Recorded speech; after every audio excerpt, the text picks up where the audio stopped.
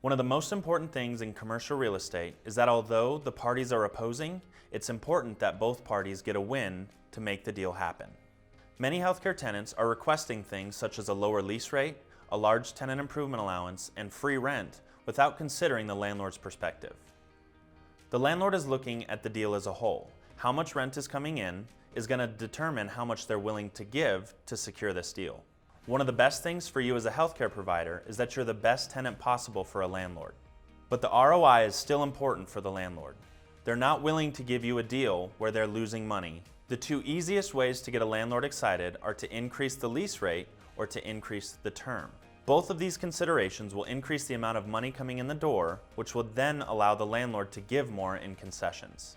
Sometimes it actually does make sense to pay more in rent. A healthcare practice is one of the more expensive build-outs per square foot.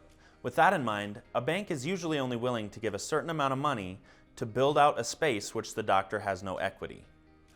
If you're running tight on that loan, sometimes a landlord is willing to give more in tenant improvements if you will either increase the rate or increase the term. Oftentimes though, the better way to get more tenant improvements is to increase your term. Many healthcare providers are staying in a space between 10 and 15 years before they decide to move.